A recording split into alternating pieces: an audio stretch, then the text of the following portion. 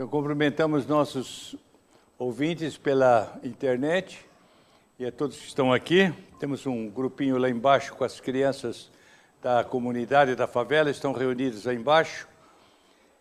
A família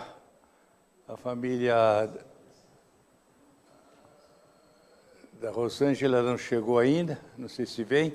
Mas vamos abrir a Bíblia, Apocalipse capítulo 1.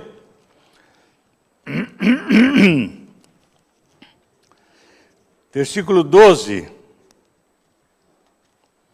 Voltei-me para ver quem falava comigo, e voltado vi 7 candeeiros de ouro, e no meio dos candeeiros um semelhante a filho do homem, com vestes talares cingido à altura do peito com uma cinta de couro.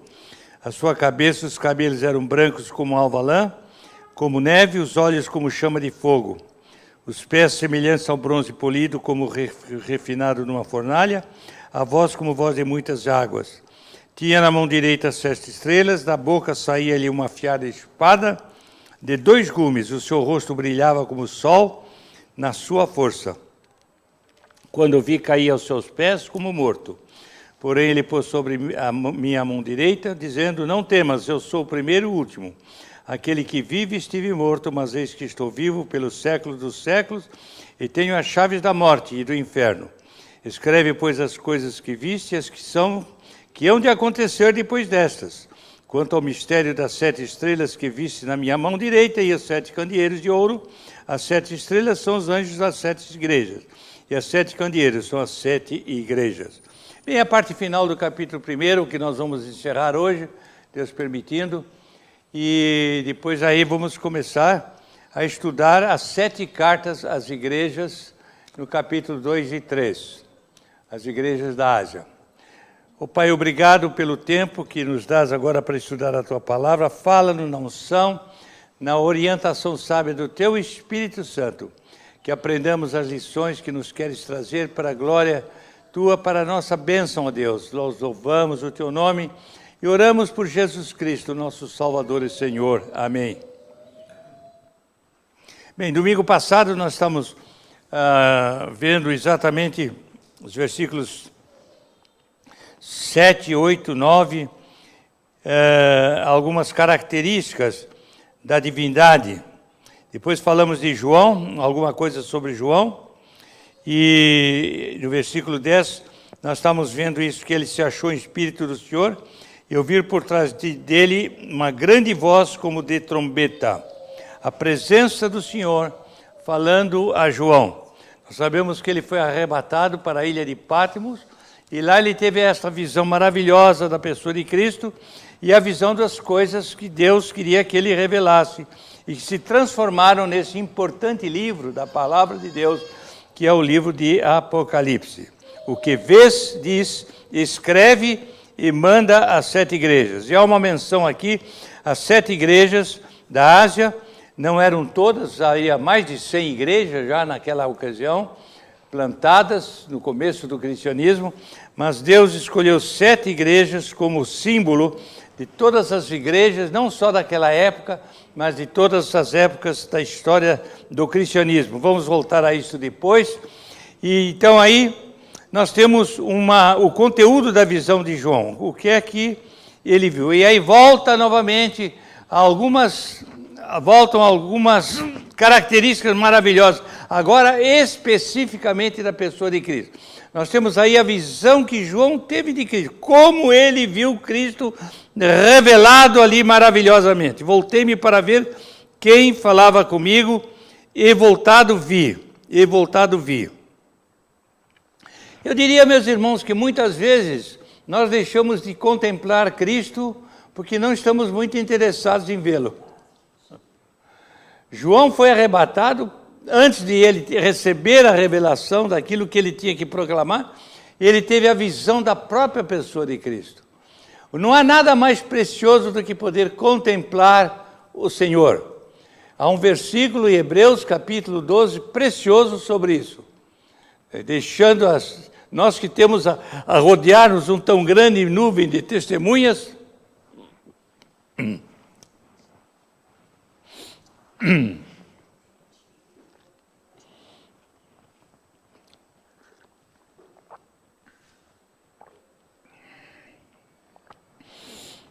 esquecendo-nos das coisas que para trás ficam.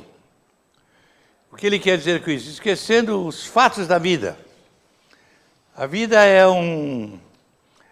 uma locomotiva que não para, né? Vocês já andaram de trem, não? Eu gostava muito de andar de trem. É pena que não temos muito trem no Brasil. Lá em Portugal eu andava muito.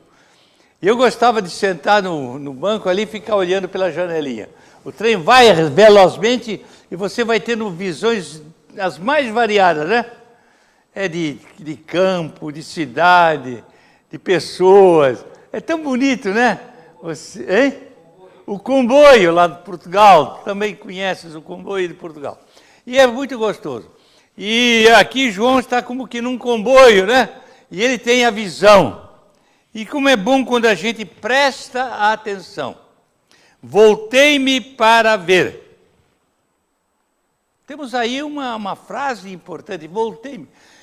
Não adiantava nada ele ter sido arrebatado para ver Cristo e ouvir aquilo que ele tinha que transmitir, se ele não se aplicasse no ver Cristo e no ouvir Cristo, não é? É por isso que ele diz lá logo, aquele que lê, ouve e pratica. Lê, ouve e pratica. Voltei-me para ver quem falava comigo. E eu vou fazer uma pergunta logo de entrada do nosso estudo. Quantas vezes nós, nessa semana, paramos e nos voltamos para ver o Senhor? É bom? Sabemos que no ministério de Cristo, um dos segredos da bênção era contemplar o Senhor. Ele fez vários apelos para que o seguissem. Eu sou a água viva, né? Quem beber dessa água jamais terá sede. Ele se oferecendo e oferecendo recursos. Se oferecendo e oferecendo recursos. Eu sou a luz do mundo. Quem me segue não andará em trevas. Eu sou o bom pastor. Né? O bom pastor dá a vida pelas suas ovelhas. Elas ouvem a minha voz e eu as escuto e elas me seguem. Então, nós temos na história de Cristo uma perspectiva da importância de poder estar voltado para Ele. Foram beneficiados quem? No tempo de Cristo? Os que se voltaram para Ele. Vinde a mim todos que estáis cansados e oprimidos, e eu vos... Então, voltar-se para Cristo é um segredo de uma vida abençoada. É importante voltar-se para o Senhor. Eu quero, esta manhã, pedir ao Senhor que me ajude a estar mais voltado para Ele. No contexto de uma família, é muito importante quando as pessoas estão voltadas, né, para a liderança, para o pai, para a mãe, estão voltadas para os componentes da família, voltados para Ele. Não adianta nada você ter recursos se você não volta para Ele. Se você tem uma conta no banco, está lá no banco e você não usa, você não está aproveitando. Tem gente que morre e o dinheiro fica debaixo do colchão. Não tira proveito nenhum daquilo que ele possui. Qual é a maior bênção? Bom dia, ilustre família. Qual é o grande segredo de nós possuirmos, qual é a grande vantagem de nós possuirmos alguma coisa? É podermos aproveitar. Eu, no passado, eu tive uma vida muito agitada, cheio de responsabilidades, e eu sempre tive apartamento na praia. Mas eu nunca aproveitava o apartamento, porque eu não tinha tempo. Estava sempre emprestando para alguém. Sempre emprestando. Eu tive um apartamento lá em São Vicente, de frente para um belo apartamento, que foi onde o Sérgio Viriato morou 4 anos.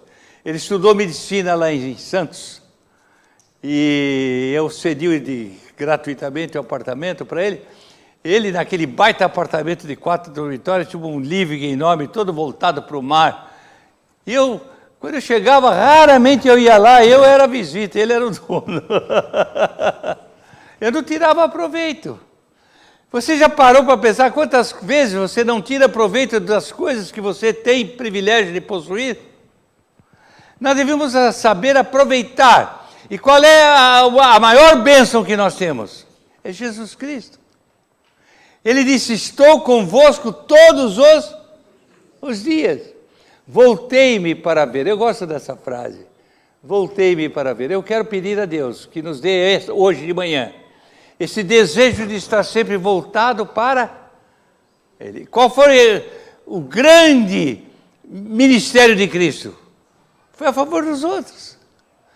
O cego que buscava, o mudo que buscava, o surdo que buscava, a adúltera que buscava, o fariseu que buscava, o pobre que buscava, o pecador que buscava, todos que buscavam aproveitar, voltando-se para o Senhor Jesus Cristo. Então, como diz Hebreus, nós que temos a rodear-nos um tão grande nuvem de testemunhas, olhando firmemente voltado para o autor e consumador da nossa fé. Vivamos a nossa vida, corramos a carreira que nos está preparada. Corramos a carreira, andemos cada dia com Cristo, voltado para Cristo. Cada dia que eu levanto, eu me volto para ler a Bíblia. Cada dia com Cristo, eu me volto para ler um livro. Cada dia que eu levanto, eu volto para ver as contas que eu tenho que pagar. Esse é o pior, né? Esse é o pior. E todo dia tem conta para pagar, né, Reinaldo? Não é brincadeira. E quando tem, ainda bem, né, Raul? E quando não tem, é pior ainda, né?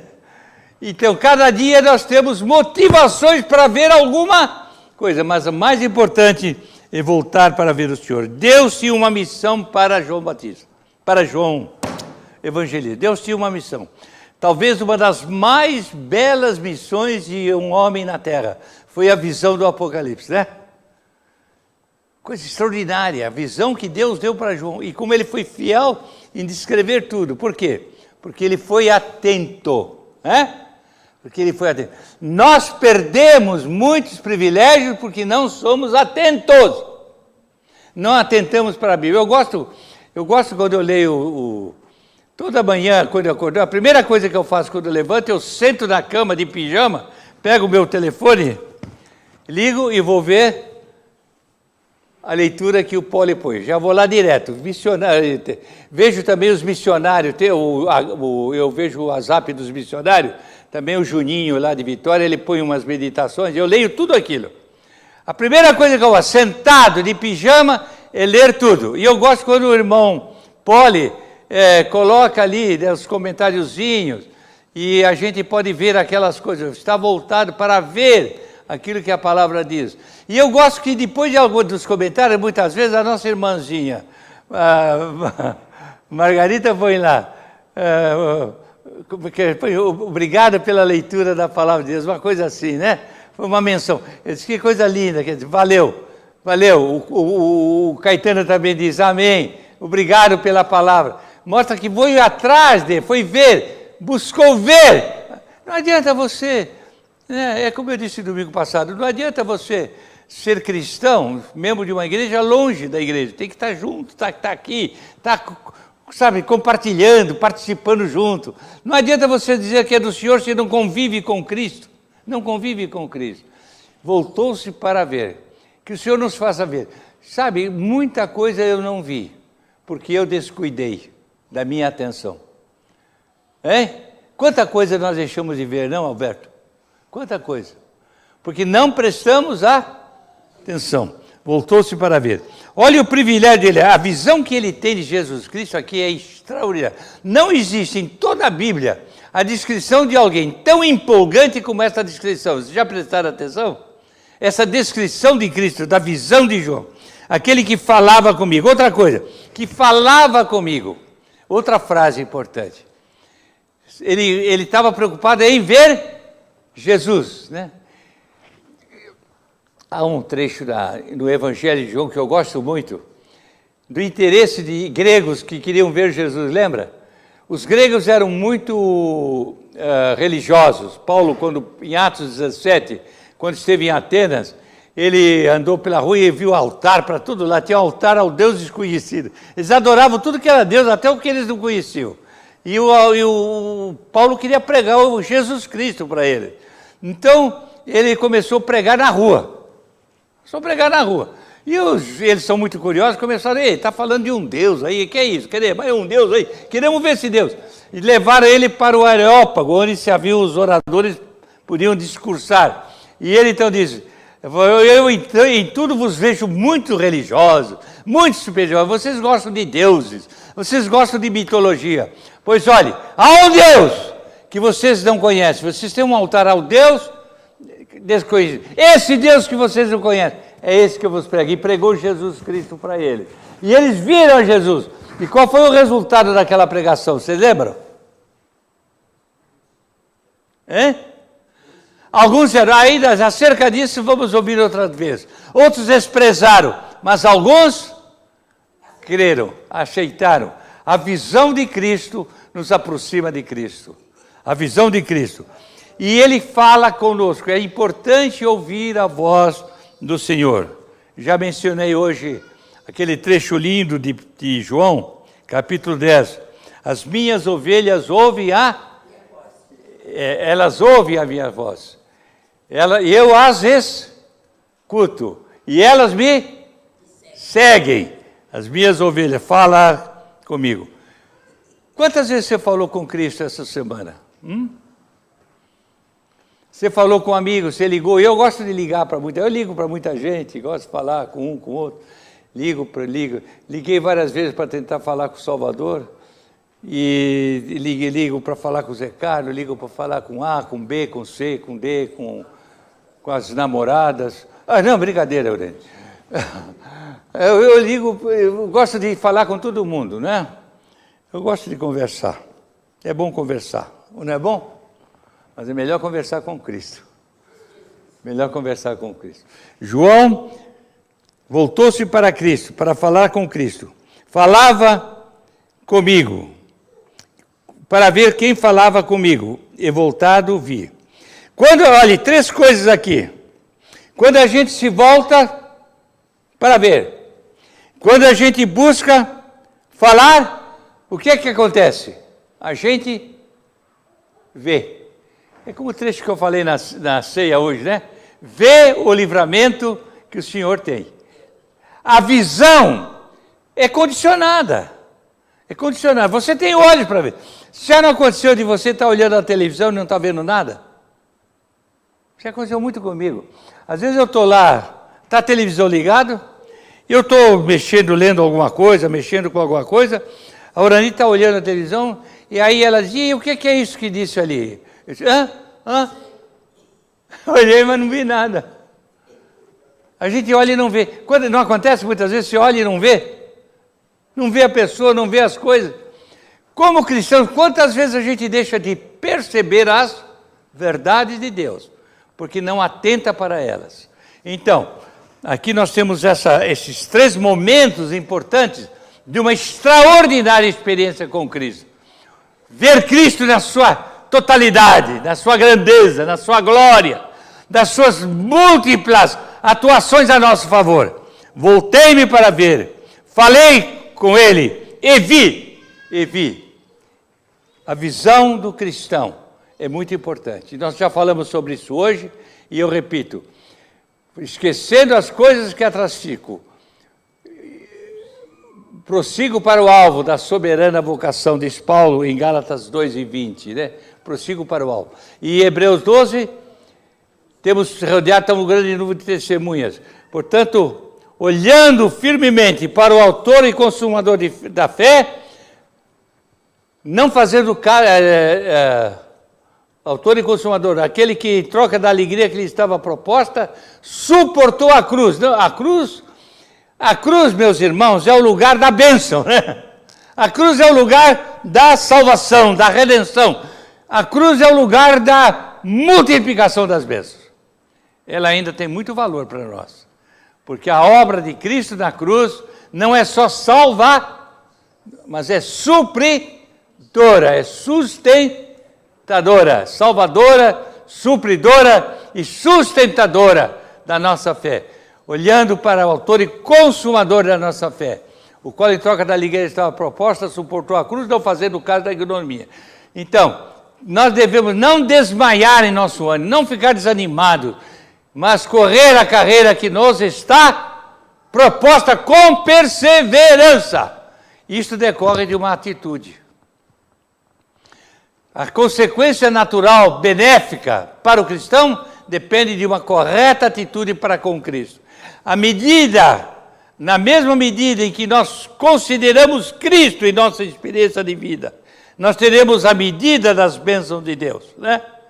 Há uma relação estreita entre as perspectivas que temos da pessoa, das coisas de Deus e as coisas que acontecem na nossa vida.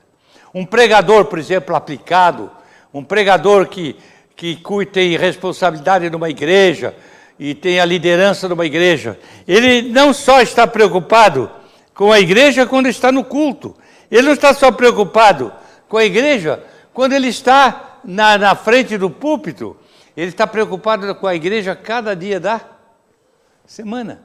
Na segunda, na terça, está preocupado com os irmãos, está orando pelos irmãos, está falando com os irmãos, está aconselhando os irmãos, está lendo a Bíblia para os irmãos. Ele está preocupado com os seus.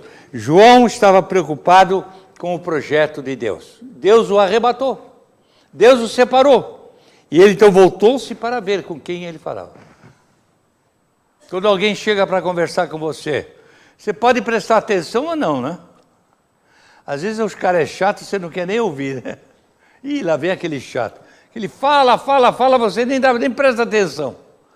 Quantas vezes a gente faz assim, não? O cara fala, você nem presta atenção. Você acha ele um chato, né? Chato de galocha, vem aí falar comigo, vem tomar o meu tempo. O cara diz, ô Jairo, você tem tempo hoje? Eu queria ir aí visitar você para conversar com você. Ih, esse cara vem hoje aqui. Ah, hoje eu não posso, eu tenho compromisso, não sei o quê. Você evita, né? Conversar com quem você não gosta. Mas como é bom, preciosas são as horas de conversa com Jesus. Preciosas horas de conversa com Jesus. Bom, agora o que ele viu? Vamos lá. Aí nós temos coisas interessantes. Primeiro ele viu 7 candeeiros de ouro. O que eram esses candeeiros? Esses candeeiros representavam as 7 igrejas a que ele faz referência aqui. Éfeso, Esmirna, Pérgamo, Tiatira, Sardes, Filadélfia e Laodiceia. Deus escolheu 7 igrejas da Ásia para, através da experiência dessas igrejas, tratar com toda a igreja no mundo, em todas as épocas. É maravilhoso isso, irmãos. Nós vamos estudar agora no capítulo 2 e 3, as 7 cartas da igreja. Vamos ver coisas preciosas. Como com cada igreja ele trata os problemas, as dificuldades, as vitórias, os erros, as ansiedades. Mas cada uma dessas igrejas é uma representação da história, de um pedaço da história da igreja, em toda a história do cristianismo. É maravilhoso esse estudo das cartas às 7 igrejas da Ásia. E ele teve então a visão. Quando ele se aproximou para falar com Jesus, qual é a visão que ele teve? A primeira visão que ele teve? A visão dos 7 candeeiros. Irmãos, isto aqui, eu volto ao que eu falei no domingo passado aqui. A importância da igreja. A importância da igreja. Irmãos, não há nada mais importante para Deus do que a igreja reunida. Não há nada mais importante. Eu estou tão feliz de ter visto hoje um bom número reunidos aqui, todos orando, adorando. Se não deu tempo de levantar para orar, mas orou sentado, falou com Deus, participou na comunhão dos santos, na adoração. A visão da igreja. E eu vou fazer uma pergunta. Que tipo de visão nós temos da igreja? Quando eu olho para Cristo, quando eu me preocupo com Cristo, com o projeto de Deus para nós, a primeira visão que eu tenho é da igreja. Isso mostra o que é a importância da igreja, é chamado de candeeiro. O que é um candeeiro?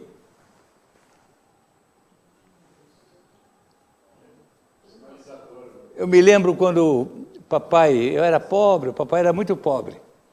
Eu tinha 4 anos, 5 anos. Tinha 4 anos quando papai comprou um terreninho lá na Santa Cruz. A Rua Santa Cruz não era rua, era um caminho no meio do mato. Sabe qual é a Rua Santa Cruz? Aquela rua importante lá na Vila Mariana? Pois é, aquela rua, quando eu tinha 4 anos, não era rua. Era só no começo. Aliás, o hospital japonês é antigo, lá onde está a irmã da Urandi, fica lá em cima na Rua Santa Cruz. Até ali o hospital, lá já era rua. Dali para baixo do Hospital Santa Cruz, que foi construído, eu me lembro quando o hospital foi construído pelos japoneses. E durante a terra foi tomado, porque era japonês, era contra os aliados. Então o governo tomou o que era dos alemães, italianos e japoneses. O Hospital Santa Cruz, que era dos japoneses, até hoje, conhecido como Hospital dos Japoneses. E dali para baixo era um caminho. E o papai comprou um terrinho lá no meio do mato, lá na Santa Cruz. Hoje está lá a casa até hoje. Rua Santa Cruz, 820. Você passa lá, você vai ver, foi a casa do Jairo lá. Uma casinha pequenininha lá que ele construiu, está lá até hoje. Rua Santa Cruz. E ali ele construiu a nossa casinha, mas não tinha nada. Não tinha luz. O poço, nós que furamos o poço para ter água. E eu me lembro que a gente tinha candeeiro. O que era o candeeiro? A gente fazia, inclusive, lamparinas, né? Pegava lata de manteiga, virava aquilo lamparina, né? Abria a lata assim do lado, botava álcool. Ou então botava óleo, um pavio dentro, e acendia o pavio, e com aquilo a gente iluminava a casa. Era o candeeiro, né? Iluminado com um pavio. Então, a figura do candeeiro na Bíblia é a figura da luz, fala da luz. A igreja, irmãos, é luz. A luz foi uma das coisas que Deus criou. Lá está em Gênesis, criou, Deus fez, haja luz, haja luzeiros. Ele criou as estrelas, a lua, o sol, o grande luminária, a pequena para iluminar o dia, para iluminar a noite, as estrelas do céu, que enfeitam o cenário noturno, principalmente no interior, né, onde não tem muita luz artificial, e a gente pode ver essa luz linda da natureza. Então, a luz é uma das figuras mais belas na Bíblia daquilo que Deus faz, porque tudo que Deus faz é brilhante. E João diz que Deus é luz, Ele é luz, e Jesus diz que Ele é a luz do mundo, e Ele criou uma luz. A igreja é luz, amém? A igreja é luzeiro. Tem um hino que fala sobre isso. Brilha eu no meu cantinho e tu no teu... Como é que é o hino? Manda-nos luzir, ó Senhor Jesus, como trevas de noite a luz, demos como a luz do céu. Eu no meu cantinho e tu no teu. Então, qual é a vocação da igreja? É brilhar, é ser luz, que Deus é luz, e a luz é bênção, e a igreja é luz, é um candeeiro. Achei bonita essa figura, candeeiro para a igreja. Será que nós estamos brilhando? Jesus disse que o candeeiro, a gente não esconde debaixo do alqueire, a gente põe no velador, onde põe a vela, né, velador. Põe no alto, para quê? Para que alumie tudo. Para que alumie tudo. A igreja deve ser uma luz. E nós somos o corpo de Cristo. A visão de João foi a igreja como luz. A primeira grande visão, 7 candeeiros brilhando. E diz aqui, um semelhante ao Filho do Homem. Ele viu um semelhante ao Filho do Homem. Quem é que ele viu lá no meio do candeeiro? Quem é que ele viu lá no meio? Lá no meio dos 7 candeeiros. No meio dos candeeiros, o que ele viu? Um semelhante ao... Quem é esse filho do homem? O que quer dizer filho do homem? João Batista, né, que tinha sido decapitado, não é isso? Ah, não, é o Pedro que é o fundador da igreja. Não é? Hein? Eu estava lendo a semana atrasada um pouco sobre a história dos apóstolos. Todos eles morreram sacrificados. Todos eles foram martirizados. Tiago, Pedro, João, todos foram, Paulo, todos foram martirizados, sacrificados. Que coisa extraordinária. Mas o brilho do seu testemunho jamais se apagou. Amém. O brilho do seu... Eu gostei de ouvir hoje o Poli falando do Salvador. Eu gosto muito do Salvador, é o evangelista brasileiro. Está lá naquele sofrimento, mas está sempre sorrindo. O brilho da presença de Jesus. Amém? Não é bom isso, irmão? Porque Jesus está no meio. Jesus está no meio. Estarei convosco todos os dias, irmão. Eu estava lendo lá em Atos, né, capítulo 4, que eles se reuniam todos os dias, nós li domingo passado, no templo de casa, no templo, se reuniam. Cristo no meio, estarei no meio, estarei convosco até a consumação dos séculos. A visão da igreja é uma visão necessária, porque a igreja é um projeto de Deus para realizar o seu propósito. E quem é a igreja? São os filhos de Deus. E quem é aquele que administra, que está no meio? Um semelhante ao filho do... Por que a expressão filho do homem? Porque a nossa redenção foi feita por um Deus que se fez homem. Qual é o evangelho que está mais voltado para a humanidade de Cristo? Quem sabe? Não é. Não é. João está mais voltado para a divindade de Cristo. João descreve Cristo como filho de a divindade. Mas qual é o evangelho que descreve mais a humanidade de Cristo? Mateus escreve sobre a realeza. Ele é o soberano. Foi um evangelho escrito por judeus. Escrito mais para os judeus. Fala do rei. Fala do soberano. Marcos fala muito do servo. Imediatamente, está lá, a expressão imediatamente aparece várias vezes. Imediatamente ele fez isso, imediatamente ele fez aquilo, imediatamente ele fez aquilo. Marcos escreve sobre Cristo como o servo perfeito, Mateus como o rei soberano.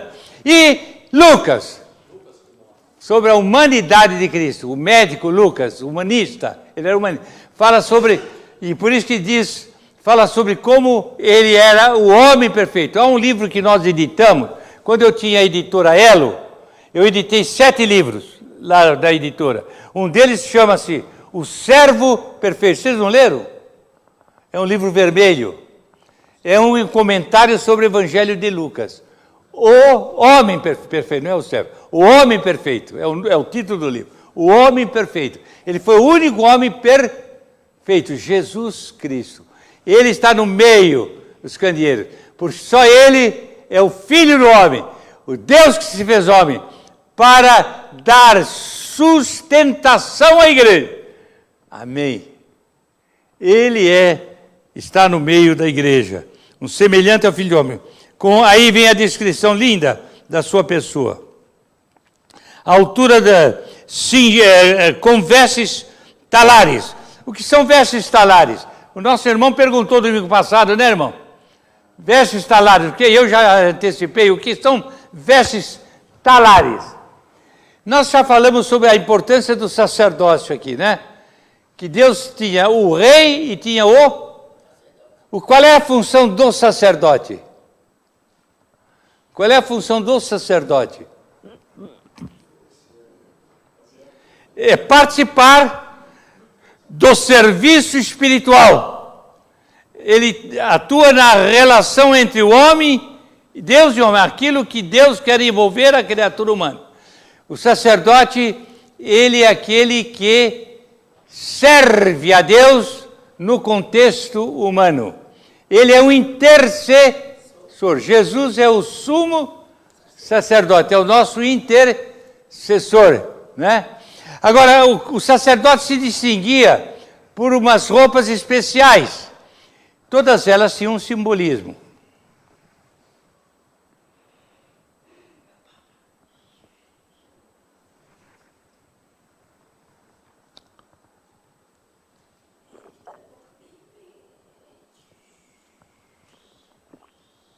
Todas elas tinham um simbolismo.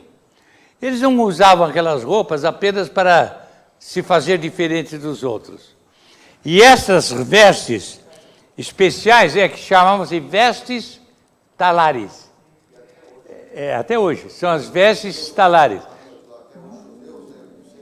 Eles usam. E também nas religiões, né?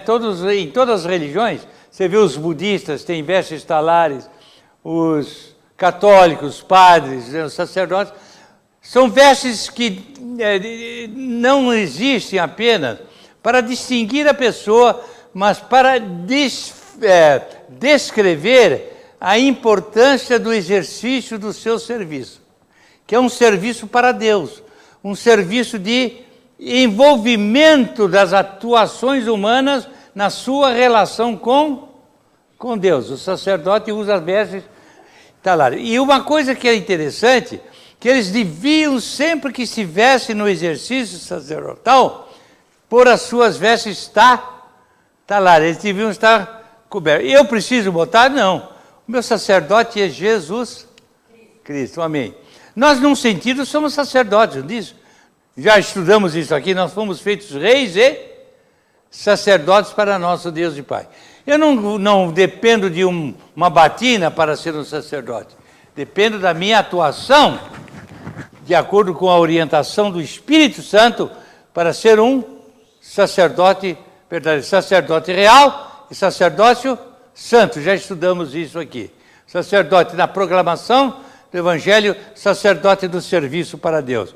Nas duas dimensões, nas duas direções, na direção do Deus, na direção do mundo. Sacerdote santo e sacerdote real. Então aqui ele teve a visão da igreja, ele teve a visão de Jesus Cristo no meio da igreja, teve a visão do exercício sacerdotal de Cristo, vestes talares cingido à altura do peito com uma cinta de couro. O que é que os sacerdotes levavam na altura do peito?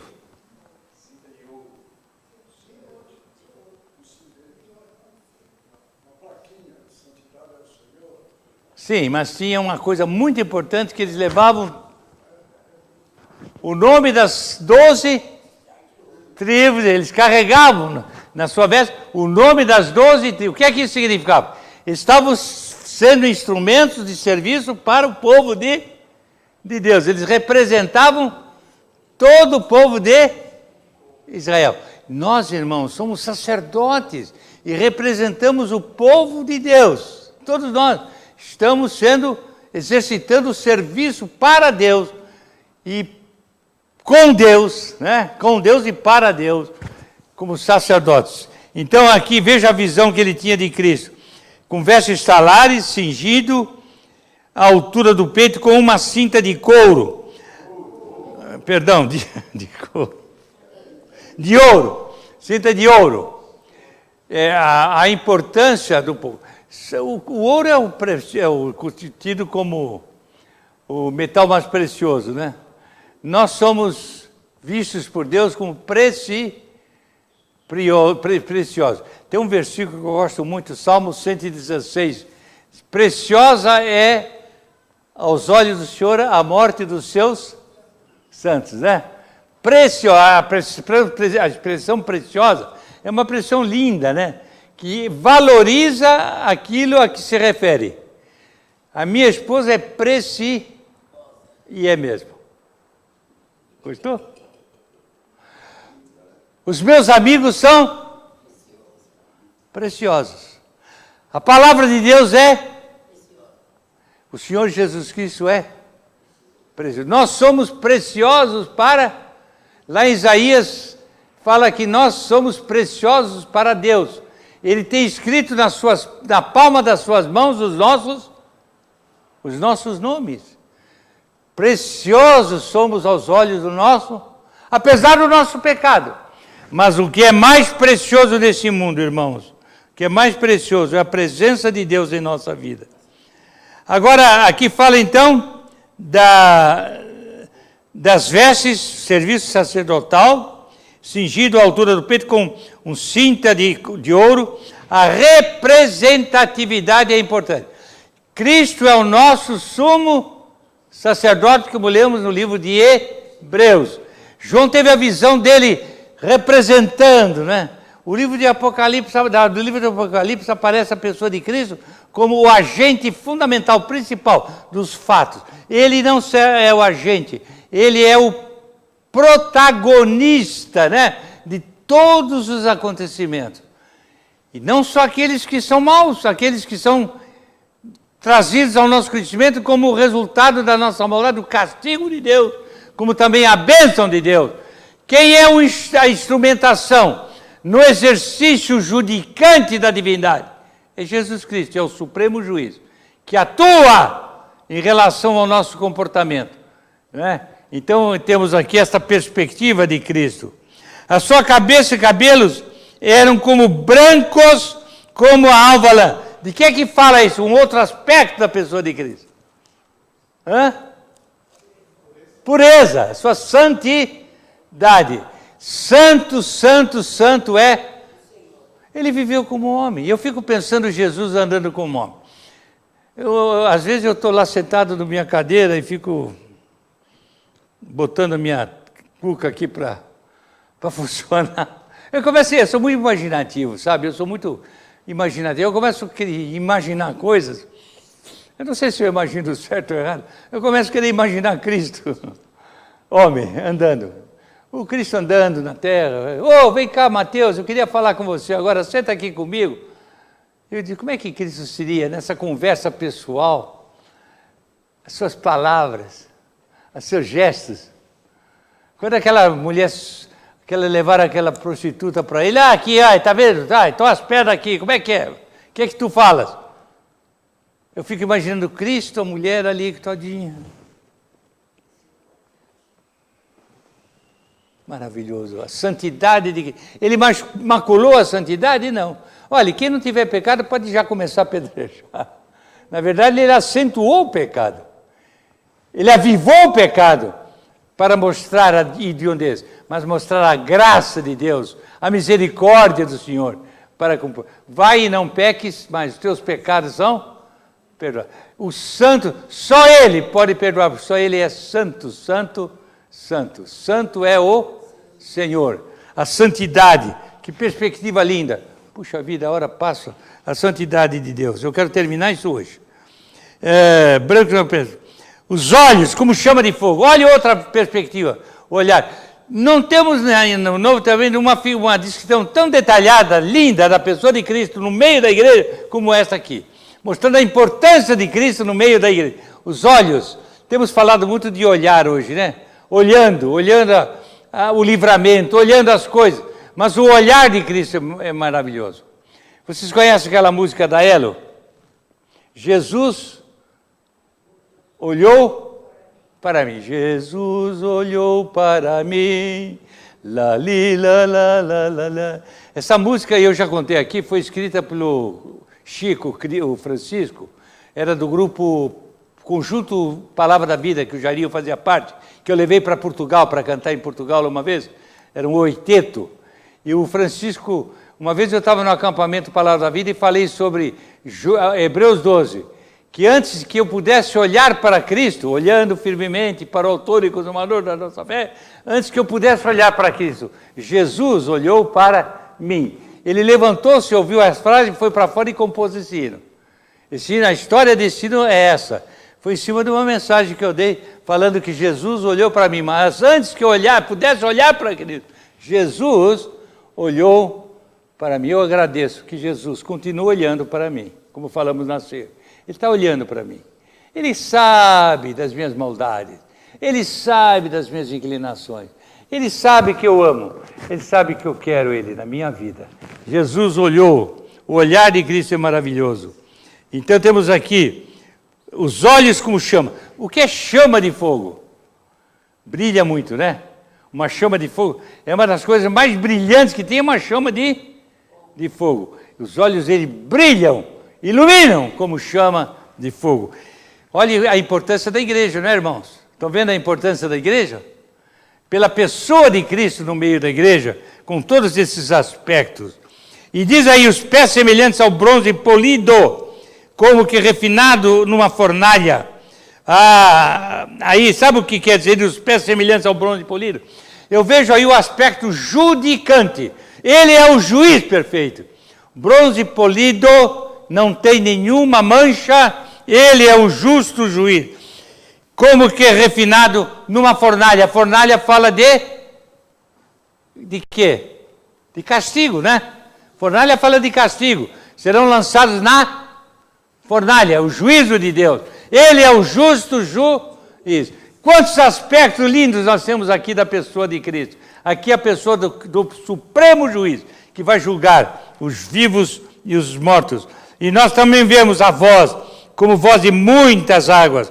Aqui nós temos um dos aspectos mais lindos da pessoa de Cristo. E volto para o bom pastor. O bom pastor fala com as suas ovelhas. Vinde a mim, sou manso e humilde de coração, encontrareis descanso para as vossas almas. Quem ouve a minha voz me segue. Elas ouvem a minha voz e me seguem. Que nós saibamos ouvir a voz do Senhor. Tem tantas vozes falando para nós, não, irmãos? Conselheiros de todo lado, um livro que você lê, um amigo que você tem, uma conversa que você entretém com alguém, um fato que acontece, são todas vozes falando, orientando, dizendo, né? Mas no meio de tantas vozes, há uma voz que eu preciso ouvir. Qual é? A voz do Senhor. A voz do Senhor. Voz como voz de muitas águas. Quando eu estava estudando esse trecho, eu me lembrei de um fato da minha infância. Como você sabe, papai era muito pobre, a gente era muito pobre quando criança. E o Joaquim era o meu irmão mais velho. Ele estudou direito, ele tinha 10 anos mais que eu. E ele tinha uma namorada, que depois foi a esposa dele, que era da Igreja Batista, cuja família tinha uma casa numa praia lá, não sei onde é, não lembro. Uma casa de praia. Mas dessas casas que ficam perto do mar, casinhas assim, sabe, simples, no meio da relva da praia. Tinha uma casa lá. E uma vez o Joaquim foi para a praia com a família da namorada e me levou. Foi a primeira vez que eu vi praia. Nunca esqueci. Eu fui com medo. Tinha medo da praia. Eu tinha medo do mar me engolir. E eu me lembro como hoje, que a primeira noite foi terrível, eu não conseguia dormir. Sabe por quê? Eu estava na cama com medo que o mar invadisse e tomasse conta de tudo. E uma coisa que me impressionava, sabe? Era o barulho das ondas. Eu estou ouvindo hoje ainda.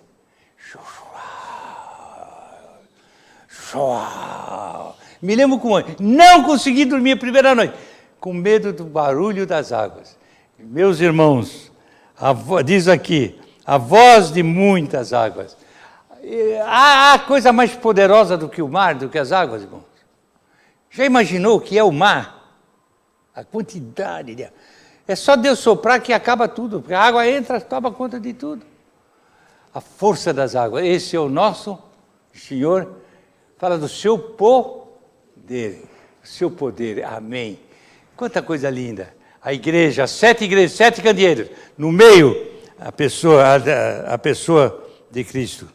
E tinha na mão direita 7 estrelas, e da boca saía-lhe uma uma espada afiada de 2 gumes. O seu rosto brilhava como o sol da sua força. Aí vem o sol, a grandeza. Já imaginaram a grandeza do sol? O calor, a fulgurância do sol? E ele tinha o rosto como o sol na sua força. Irmãos, a minha cabeça não dá para dimensionar cada detalhe desses da pessoa de Cristo no meio da igreja.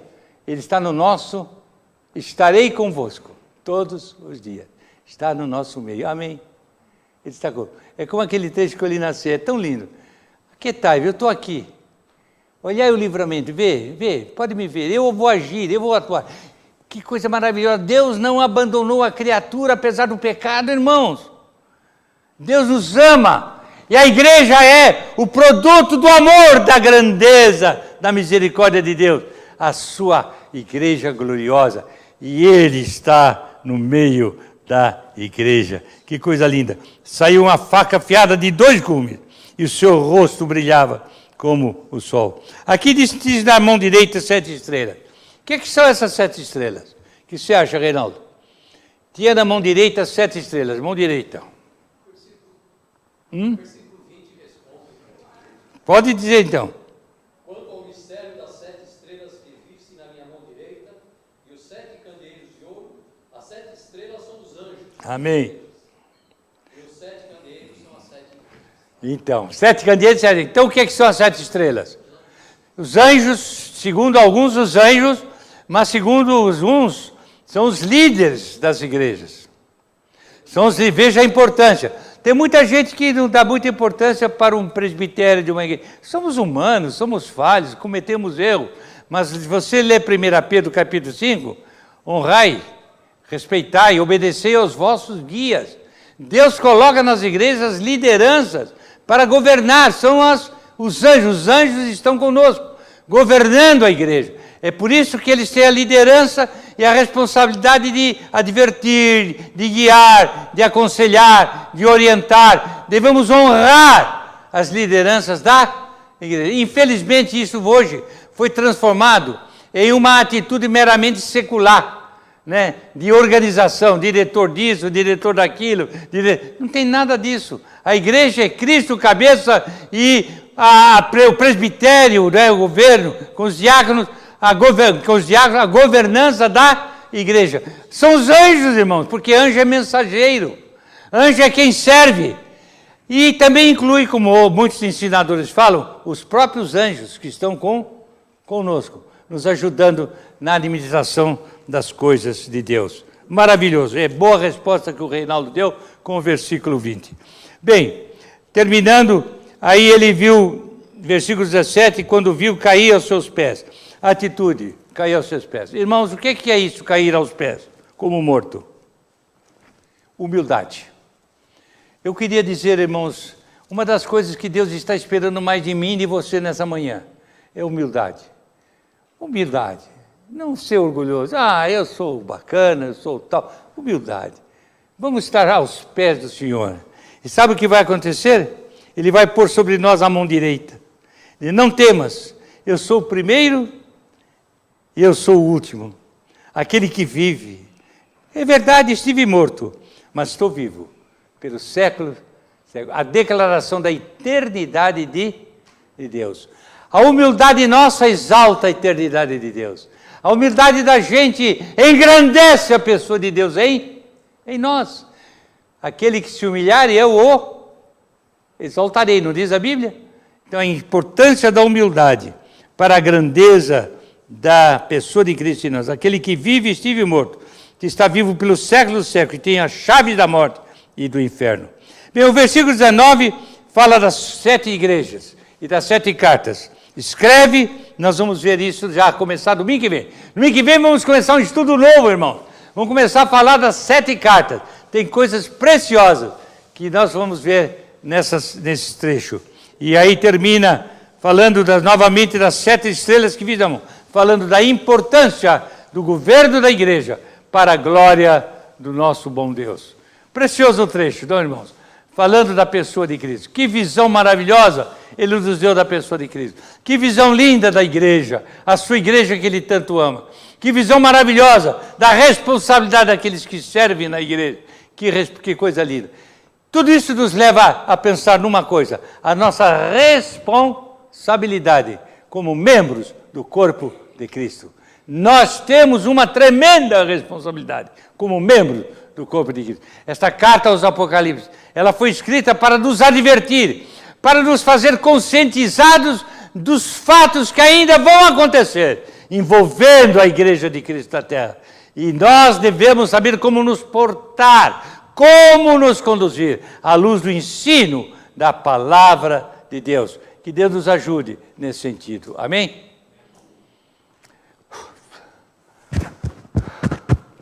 Alguém tem alguma coisa para dizer ainda? Como? Eu fico pensando no privilégio que teve João dessa missão aí. Que privilégio, é um único homem no mundo que teve. Que visão, você lembrou bem, que privilégio. Agora, Deus tem privilégio para nós também, não tem? Dependendo da nossa santidade, né? Do nosso amor, da nossa consagração, nós temos privilégios também, amém? Deus nos dá privilégio. Que privilégio teve João? Fala.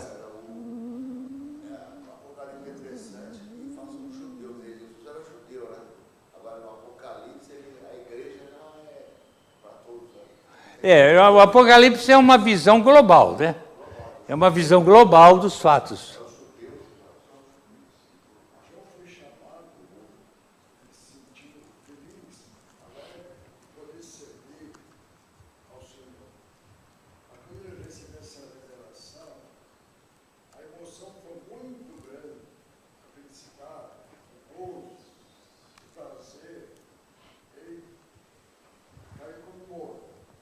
Caiu como morto. A gente se espraia no chão. Perplexidade. Perplexidade. Mas ele não perdeu o sentido, né? Ele teve a visão. Ele ficou perplexo diante dos filhos.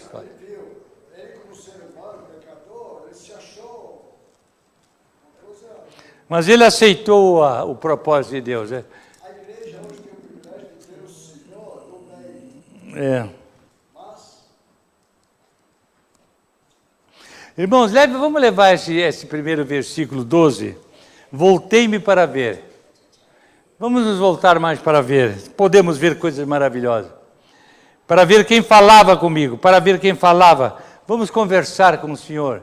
Em terceiro lugar, vamos nos voltar para Ele. Voltei para ver quem falava comigo e voltado, vi, vamos ver, vamos voltar, vamos ver, vamos voltar para Ele, vamos ver a Ele e vamos falar com Ele. Voltei-me para ver quem falava. Voltei-me para ver quem falava. Guarda essa frase. Voltei-me para ver quem falava comigo. Que seja uma experiência de cada dia. Voltar-se para ver quem fala conosco. Se Deus quiser, voltar domingo que vem. Voltar domingo que vem. Você não vai voltar, né? Ah, quero ver domingo que vem, você aqui. Não, quero ver você aqui domingo que vem. Vou te pegar pela língua. Muito bem, irmãos. Valeu. Obrigado pelo tempo gostoso que passamos estudando a palavra de Deus. Vamos orar? Irmão José, dá uma hora por nós, por favor. Amantíssimo Pai, Senhor mío, obrigado, Pai Celestial, por estes momentos que passamos aqui. Obrigado, Pai bendito, porque tua palavra foi exposta, Senhor mío. Obrigado, Pai bendito, pela mensagem que o Senhor nos trouxe através do teu Filho, Senhor, nosso irmão Pai. Privilégio, Senhor mío, que tive João com essa missão. Realmente, Pai bendito, que nossas vidas sejam cada vez mais voltadas para ti, Pai bendito, que nós tenhamos esse entendimento, Senhor mío. Obrigado, Pai bendito, pela vida do teu Filho e nós entendemos pela vida, pelo ministério do Filho, nosso irmão Jair, Senhor mío. E Pai Celestial, abençoa cada um de nós que tivemos esse privilégio de poder escutar essa mensagem. Sei com cada um de nós, eu te peço, eu agradeço, ao nome bendito, ao nome de nosso Senhor Jesus. Amém. Amém, Senhor. Muito obrigado aos internautas que ouviram a mensagem.